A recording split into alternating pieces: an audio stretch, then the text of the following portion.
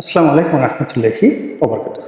সম্মানিত দর্শক, আওয়ামী লীগের ঝটিকা মিছিল এই মুহূর্তে বাংলাদেশের রাজনীতির সবচেয়ে তাজা খবর। রাজধানীর কোথায় আওয়ামী লীগের ঝটিকা মিছিল হলো, সেই মিছিলে কারা কারা আছেন, কিভাবে করলেন, কোন সময় করলেন এবং মিছিলে কতজন লোক আছেন, এর চাইতে গুরুত্বপূর্ণ খবর সামাজিক মাধ্যমে এখন আর নেই এবং জাতীয় গণমাধ্যমগুলো এই ধরনের ঝটিকা মিছিলের খবর যেভাবে গুরুত্ব সহকারে প্রকাশ করছে, তাতে করে এই মুহূর্তে যদি বাংলাদেশের সবচেয়ে গুরুত্বপূর্ণ লোকগুলোর উপর যদি বজ্রপাত হয়ে মারা যায়, সেই মৃত্যু সংবাদের চাইতে এই ধরনের ঝটিকা মিছিলের খবর আপাত দৃষ্টিতে অনেকের কাছে খুব গুরুত্বপূর্ণ বলে মনে হচ্ছে। এই ঝটিকা মিছিল মাসখানেক হলো তারা শুরু করেছে। প্রথম দিকে ৮-১০ জন লোক মিছিল করত, এখন এটা বাড়তে বাড়তে ২০০, ৩০০, ৪০০, ৫০০ হয়ে গেছে এবং নির্ভীকভাবে তারা মিছিল করছে। মিছিল করে ছিটকে পড়ছে, কোনো রকম অ্যাকশন নেই। যেভাবে আগে আওয়ামী লীগের লোকজনকে দেখলে ঝাঁপিয়ে পড়া হতো, সেরকম করা হচ্ছে। আর সরকারকে বুঝ দেওয়ার জন্য পুলিশের পক্ষ থেকে বাড়ি বাড়ি তল্লাশি করা হচ্ছে এবং আওয়ামী লীগের প্রতিদিনই ১ জন ২ জন করে নেতা ধরে সরকারকে প্রবোধ দেওয়া হচ্ছে যে কাজ হচ্ছে। কোনো সাবেক এমপি, কোনো সাবেক নেতা, এমপি প্রার্থী, তাদেরকে এভাবে ধরে বা কোনো ছাত্রলীগের নেতাকে প্রতিদিন ১টা ২টো করে এভাবে গ্রেপ্তার করে তারা সরকারকে প্রবোধ দিচ্ছে বা যারা এই মিছিল চাচ্ছে না তাদেরকে প্রবোধ দিচ্ছে। আর অন্যদিকে আওয়ামী লীগের যে মিছিল, ঝটিকা মিছিল, এটার যে গতি বাড়ছে। আপনারা তো জানেন ঝটিকা যে শব্দটি, ঝটিকা মানে খুব দ্রুত, ঝট করে, তাড়াতাড়ি করে কোনো একটা কিছু করা। ঝটিকা মিছিল বলতেই বোঝায় যেটা কোনো দীর্ঘমেয়াদী ঘটনা নয়, এটি ৩০ সেকেন্ডের জন্য হতে পারে। আর ঝটিকার সঙ্গে সবচেয়ে বেশি যে জিনিসটি দরকার সেটা হলো ঝড়, ঝড়ের গতি। আর ঝড়ের মধ্যে বাংলাদেশে যে ঝড়টি সবচেয়ে প্রলয়ঙ্করী সেটা হলো কালবৈশাখী। তো যখন কোনো একটা জায়গাতে ঝটিকা আসে, ঝড় হয়, কালবৈশাখী আসে, সেটা কেবলই মাত্র ঝড়ের মধ্যে থাকে না, সেখানে আম পড়ে, জাম পড়ে, গাছ উঠিয়ে নিয়ে যায় এবং এমন এমন কালবৈশাখী যেটা অনেক সময় টর্নেডো তৈরি করে ফেলে, টিউবওয়েল সব উঠিয়ে নিয়ে যায়। তো আপনি যদি টিউবওয়েল না হয় ওখানে একজন মানুষ থাকে, তাকে যে সেই টর্নেডো কোথায় উড়িয়ে নিয়ে দেখা গেল যে ঢাকা শহর থেকে আপনাকে উড়িয়ে নিয়ে কুড়িগ্রামে পাঠিয়ে দিয়েছে, কোনো মন্দিরে আপনাকে বসিয়ে দিয়েছে, অথবা আপনাকে ভারতের সেই বহু দূরে আপনাকে পৌঁছে দেওয়া হয়েছে, অথবা সুন্দরবন একটা বাঘের যে ঘর, সেই ঘরের মধ্যে আপনাকে পৌঁছে দিয়েছে। ঘূর্ণিঝড় এমন একটা জিনিস, টর্নেডো এরকম একটা ভয়াবহ জিনিস। তো এখন এই যে আওয়ামী লীগের যে ঝটিকা মিছিল, এই ঝটিকা মিছিলের মধ্যে যে অশনি সংকেত, সেখানে সবাই রাজনৈতিক ঝড় দেখতে পাচ্ছেন প্রায় প্রতিদিন, সকালে, বিকালে, রাতে, এমনকি গভীর রাতে, ভোর রাত্রে এবং গভীর রাতে এই ঝটিকা মিছিল হচ্ছে। সব খবর আসছে না, কোনো কোনো দিন ২টো, কোনো কোনো দিন ৪টে, কোনো কোনো দিন 10টা এবং এটা ক্রমশ বাড়ছে। এখন সবাই ভয়ে আছে, হঠাৎ করে এটা কেন হচ্ছে? এটা তো হওয়ার কথা। আওয়ামী লীগের কি লজ্জার শরম কিছু নেই? হ্যাঁ, এটা কি ধরনের কথা? এত বড় একটা বিপ্লবে তাদের পরাজিত হলো, তাদের বড় বড় নেতারা পালিয়ে গেল, তো সেখানে সর্বত মানুষের ১ বছর নীরব থাকে, এর মধ্যে তারা এখন মিছিল করছে। এর সে বেহায়া, এর সে নির্লজ্জ কোনো রাজনৈতিক দল হতে পারে? দুর্বল যারা আছে তারা এই কথা বলছে। আর এক কথা বলার চেষ্টা করছে, এটা কি ধরনের কথা? এখানে তারা মিছিল করছে, দৌড়দৌড়ি করছে। ওদিকে আওয়ামী লীগের যারা নেতা বিদেশে, তারা স্যুট পরে, কোট পরে, তারপরে শেষে তারা বিয়ের অনুষ্ঠানে এসে পোলাও, কুরমা, বিরিয়ানি এগুলো খাচ্ছে। এটা কি মানুষ নাকি আওয়ামী লীগ? ছি ছি ছি ছি ছি, এইভাবে হয়? এরকম একটা কথা আছে। আর একজন বলছে, না, আওয়ামী লীগ কিন্তু চেনো না, তাদের আসল রূপটা কি? তারা ভয়ঙ্কর, ভীষণ রকম ভয়ঙ্কর, বোমা মারা, তারপরে গান পাউডার দিয়ে গাড়ি জ্বালিয়ে দেওয়া, এসব যেমন তাদের জন্য খুব ডাল ভাত, তেমনি আবার তারা রাষ্ট্র ক্ষমতায় এসে কীভাবে হাঁটুতে গুলি করতে হয়, কীভাবে গুম করতে হয়, কীভাবে আয়নাঘরে ঢুকাতে হয়, তারপরে কিভাবে একেবারে বাপের নাম ভুলিয়ে দেওয়া যায়, এই টোটাল কাজগুলো আওয়ামী লীগ জানে, ভালো করে জানে। কাজেই রাজপথে এখন যে বিশৃঙ্খলা চলছে, সেই বিশৃঙ্খলার মধ্যে সব জায়গাতেই মানুষ আওয়ামী লীগ খুঁজে পাচ্ছে। কোনো একটা রিক্সাওয়ালা জোরে কথা বললে মানুষ ভয় পায়, ওকে আওয়ামী লীগ। কিংবা এই যে ব্যাটারি রিক্সা বা অটো রিক্সা বনানীতে মারধর করলো, কেউ একজন বলে ফেললো যে 30,000 আওয়ামী লীগের সশস্ত্র নেতাকর্মী তারা এই অটো রিক্সার সেই চালকের বেশে এখন এই ঢাকা শহরে দাপিয়ে বেড়াচ্ছে। ভালো কথা। কোথাও ছোটোখাটো একটা বিদ্রোহ দেখা দিলেই ওর মধ্যে মানুষ আওয়ামী লীগ খুঁজে পাচ্ছে। আর এই ঘটনাগুলো ছিল এই ঝটিকা আক্রমণ বা এই ঝটিকা মিছিলের আগে। কিন্তু এটা যতই বাড়ছে ততই মানুষের সন্দেহ আরও বেড়ে যাচ্ছে। এখন বলে যে আল্লাহ, ওই মন্ত্রণালয়ের সচিব ও তো আওয়ামী লীগের, ও শেখ হাসিনার সাথে ছবি আছে, পুলিশের অমুক কর্তা অমুক এসপি বানায়। আপনি যে কোনো সমাবেশে যান, তারপরে শেষে যে কোনো পারিবারিক অনুষ্ঠানে যান, তারপরে আড্ডাতে যান, প্রথমে দেখবেন বিশাল একটা দীর্ঘশ্বাস। সেই দীর্ঘশ্বাসে প্রথম বক্তব্য হলো, কি হলো এই বিপ্লব করে?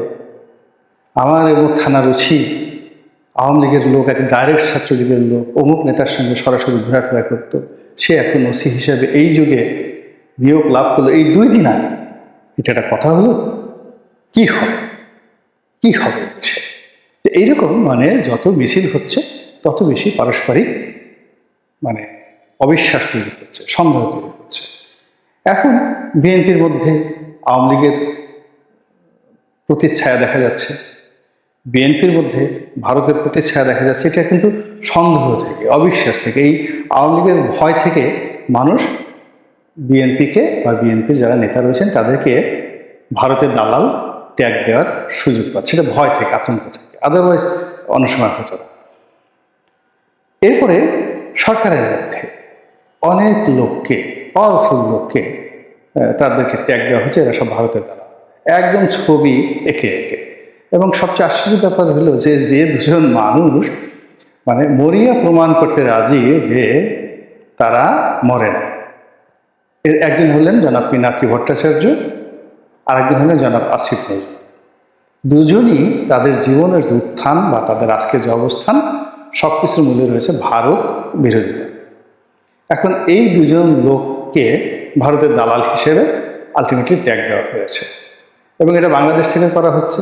তাদের চোখ এঁকে, 2 চোখ থেকে রক্ত বেরোচ্ছে, সেখানে ভারত লেখা, ভারতীয় পত্রপত্রিকা, ভারতীয় ইউটিউবার, বাংলাদেশের যারা এই 2জন বিরোধী রয়েছে সবাই এই 2জনকে ভারতের দালাল বলার চেষ্টা করছে।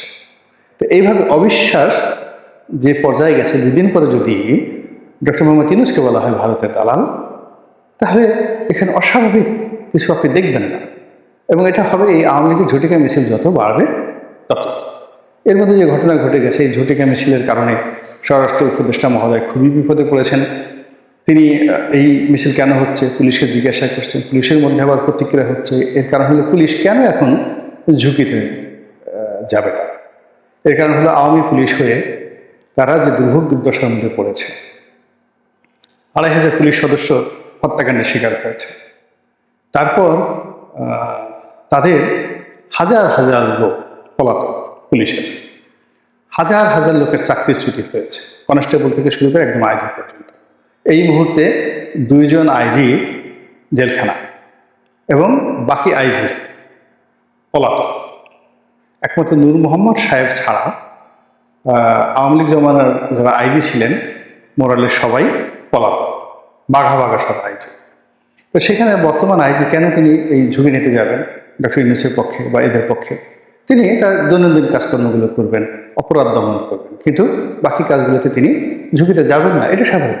সেনাবাহিনীর দেখে অবস্থা, সেনাবাহিনীর সঙ্গে এখন যে আচরণ করছে একজন লেফটেন্যান্ট কর্নেল, একজন কর্নেল, একজন ব্রিগেডিয়ার, তার সঙ্গে একজন ব্যাটারির রিক্সা চালক যে ব্যবহার করছে, যেভাবে তাদের সঙ্গে ঠাট্টা মস্করা করছে, তাদেরকে রীতিমতো ধাক্কাধাক্কি করছে। একজন ব্রিগেডিয়ার, একজন গার্মেন্টস শ্রমিক, সে মিলিটারি গাড়ি ফিরিয়ে দিচ্ছে, একজন ব্রিগেডিয়ারকে ধাওয়া করছে।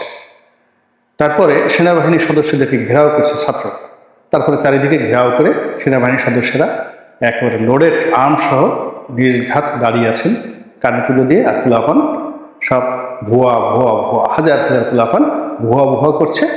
আর এই 50 জন 60 জন 100 জন সেনা কর্মকর্তা বা কনস্টেবল বা সিপাহী তারা দাঁড়িয়ে দাঁড়িয়ে সেখানে অনেকটা সঙ্গের মতো দাঁড়িয়ে আছে।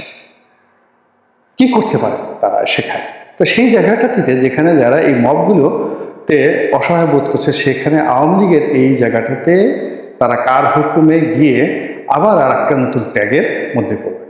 এখন এই যে সেনা সদস্যরা তারা যদি দমন করতে চায়, তারা তো 1 মিনিট দমন করতে পারে, কিন্তু লোকজন বলবে এরা সব আওয়ামী লীগের, শেখ হাসিনা, দিল্লির দালাল, এই ভয়ে তারা এই কাজগুলো করছে না। পুলিশের একই অবস্থা। তো সব মিলিয়ে আওয়ামী লীগের যে এই যে ঝটিকা মিছিল, এই ঝটিকা মিছিল বড় হচ্ছে, তার সঙ্গে সঙ্গে পরিস্থিতি কিন্তু জটিল হয়ে যাচ্ছে। এখন প্রশ্ন হলো যে এগুলো কেন হচ্ছে, কিভাবে হচ্ছে? এটা কি ভারত করাচ্ছে? ভারতের করাচ্ছে, মোসাদ করাচ্ছে, আমেরিকা করাচ্ছে, নাকি আওয়ামী লীগ নিজে নিজেই করছে স্বতঃস্ফূর্তভাবে? নাকি এখানে বিএনপির মদত আছে, জামাতের মদত আছে, সরকারের মদত আছে? আমি যে প্রশ্নগুলো করলাম, অবাক করার ব্যাপার হলো সবগুলো ঘটনা একসাথে ঘটছে। সবগুলো ঘটনা একসাথে ঘটছে। অর্থাৎ এখানে যেমন ধরুন একটা জায়গাতে মিছিল হচ্ছে, এখন আওয়ামী লীগের লোককে দিয়ে যদি মিছিল করিয়ে সমন্বয়কদেরকে দমন করা যায়, যেখানে সমন্বয়করা শক্তিশালী, সেখানে সমন্বয়কদের নিকটতম যারা প্রতিদ্বন্দ্বী, বিএনপি হোক জামাত হোক, তারা এইটাকে প্রিভিলেজ দিচ্ছে, বিকজ তারা একা সমন্বয়কদের সঙ্গে পেরে উঠছে না।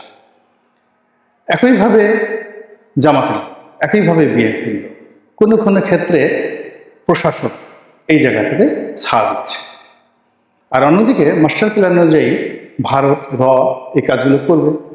আর 10টা ঘটনা দেখার পরে নিজেদের বীরত্ব এবং হিরত্ব দেখার জন্য তারা সরাসরি নিজেরা এই কাজগুলো করছে। এই কারণে হলো শেখ হাসিনা এই কাজগুলো করার জন্য তাদেরকে প্রমোট করছেন।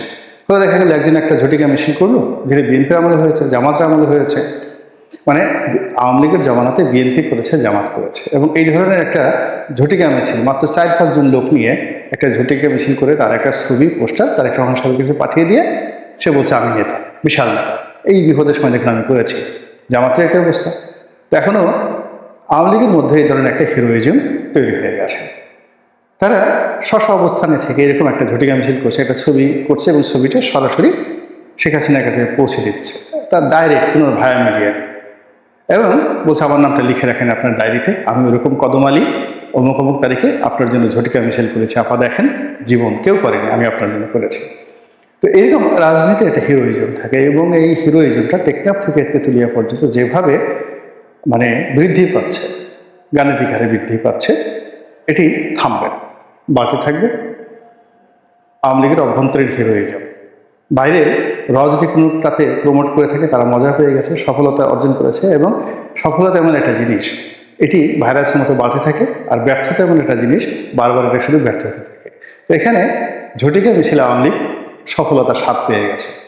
এখানে তাদেরকে একটা নির্মূল না করা পর্যন্ত এই যে সরকারের যে ব্যর্থতা, এটা ঢাকা যাবে, যেটি এই মুহূর্তে অসম্ভব ব্যাপার। ফলে এই সফলতা দিন দিন বাড়তে থাকবে। আর এই সফলতা যত বাড়বে রাজনীতির অঙ্গনে, তত বেশি জটিল থেকে জটিলতার পরিস্থিতি তৈরি হবে। আর সেই জটিল পরিস্থিতিতে কারো হাত কাঁপবে, কারো ঠ্যাং কাঁপবে, কারো হাঁটু কাঁপবে, কারো হৃদয় কাঁপবে, আবার কেউ আনন্দে জোরে জোরে অট্টহাসি দেবে। বুঝতে পারছেন যে এরকম একটা উথাল পাথাল সমুদ্রের ঢেউ আমাদের রাজনৈতিক অঙ্গনকে তোলপাড় করে দিচ্ছে। দেখতে থাকুন, উপভোগ করতে থাকুন, আর ভাবতে থাকুন। আল্লাহ আমাদের সবাইকে হেদায়েত দান করুন। আসসালামু আলাইকুম ওয়া রাহমাতুল্লাহি ওয়া বারাকাতুহু।